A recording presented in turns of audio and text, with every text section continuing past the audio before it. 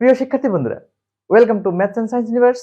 শুরু করছি দৈনন্দিন কাজে বাস্তব সংখ্যা এই শিক্ষণ বইটির অনুশীলনী পর্বের বাকি অঙ্কগুলো।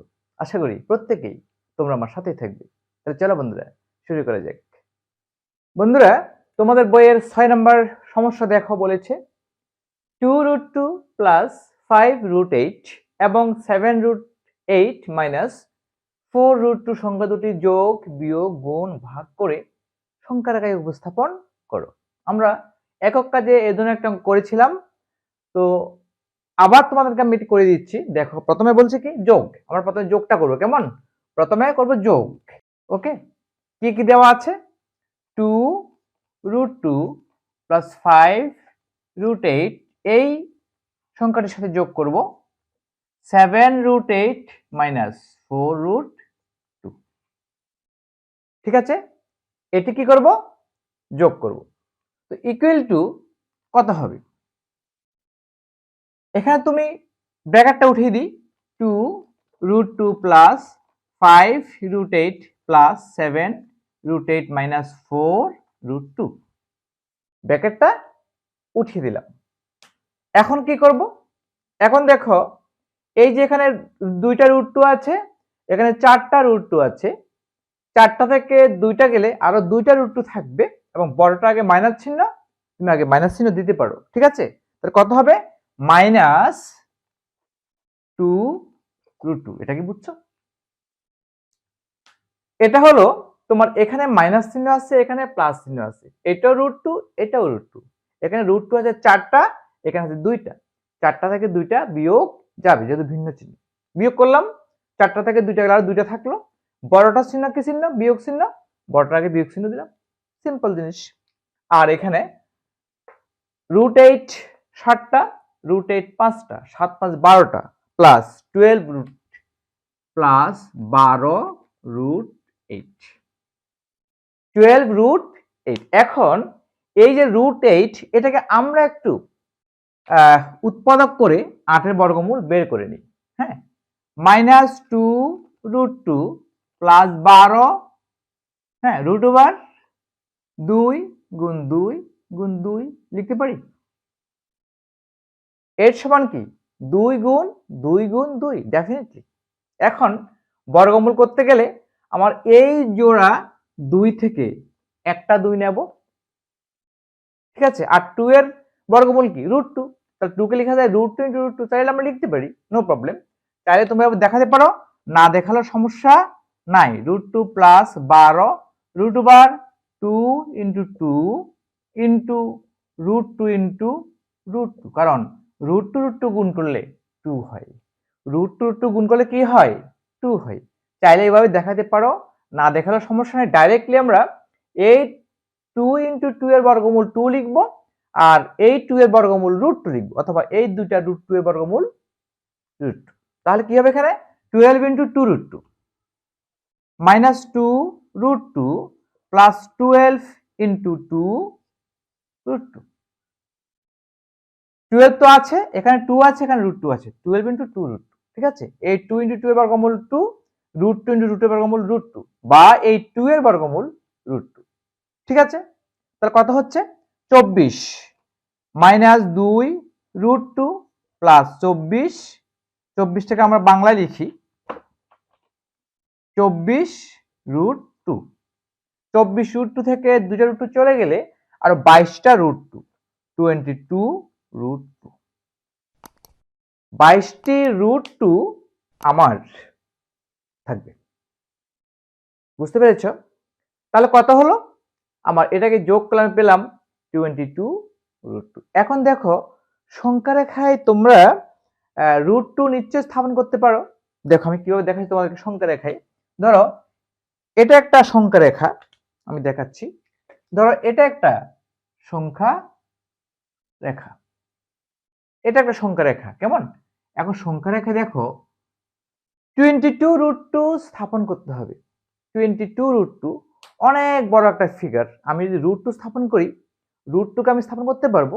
আমরা জানি সংখ্যা রেখায় অমূলত সংখ্যা √2 √3 √4 √5 কে স্থাপন করা যায়।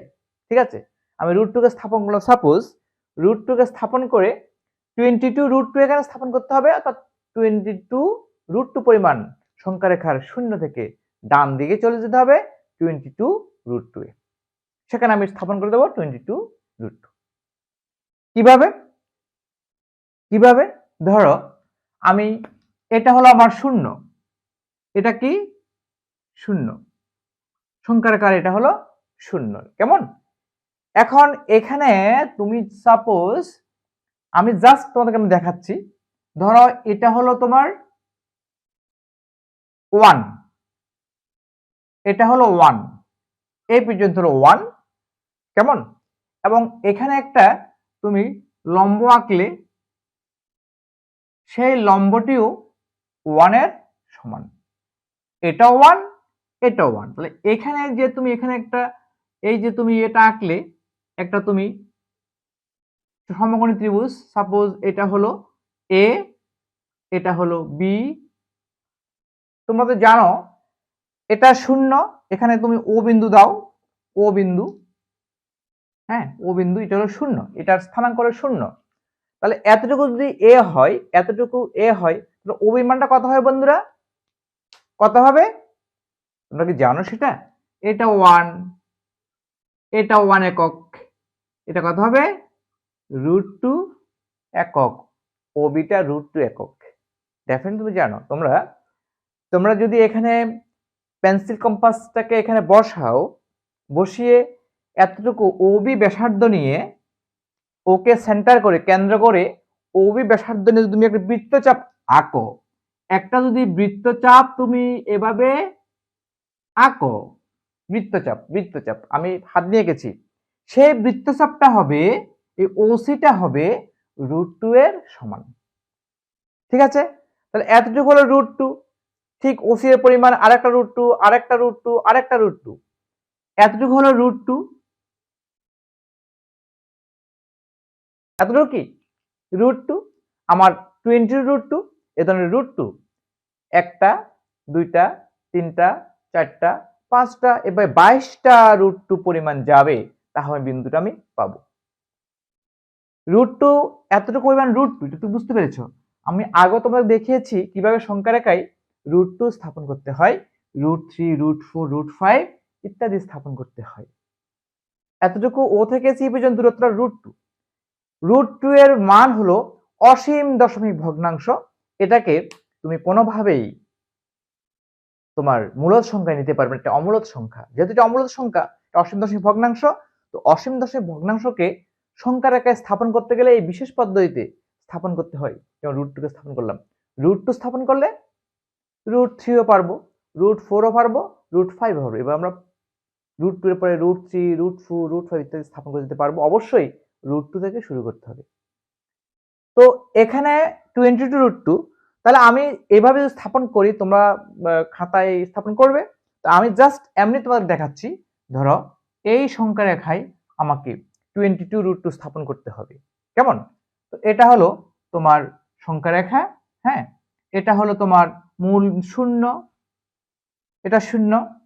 সাপোজ এটা হলো এতটুকু পরিমাণ 2√2, এটা 4√2, এটা 6√2, 8√2, 10√2, 12√2, 14√2, 16√2, 18, 20, আর একটু যেতে হবে 22, 18√2, 20√2, 22√2। বুঝতে পারছো? আমি জাস্ট তোমাদেরকে দেখালাম যে সংখ্যা রেখায় 2√2 কতটুকু দূরত্ব, এটা তোমরা এখান থেকে বের করে নেবে। 2√2 কতটুকু দূরত্ব বের করে সংখ্যা রেখায় এভাবে স্থাপন করবে। এটা যত ছোট নেওয়া যায়, যত ছোট, 1টাকে এক এককে যত ছোট নেওয়া যায়, তত তুমি √2 একক বলতে কি, তুমি অ্যাকচুয়ালি √2 তো হিসাব করবে, তাই তো? তো এক একক তুমি এখানে 1 সেন্টিমিটার নিতে পারো, হ্যাঁ, 1 মিটার নিতে পারো, অথবা 1 মিলিমিটার নিতে পারো। 1 মিলিমিটার নিলে তো কত ছোট হবে, তাই না? তাহলে 1 সেন্টিমিটার তুমি নিতে পারো। 1 সেন্টিমিটার হলো তোমার 1 একক, এটাও 1 সেন্টিমিটার 1 একক। তাহলে এটা হবে √2 সেন্টিমিটার, এটা হবে 2√2 সেন্টিমিটার, 4√2 সেন্টিমিটার, 6√2 সেন্টিমিটার, এভাবে 22√2 এসে এখানে একটা তুমি বিন্দুটা স্থাপন করবে 22√2। সংখ্যা রেখায় আমি স্থাপন করে ফেললাম 22√2। এটাকে আমাকে ফ্র্যাকশনে দশমিক ভগ্নাংশে নিতে হয়নি, না নিয়ে কিন্তু আমি স্থাপন করতে পারবো।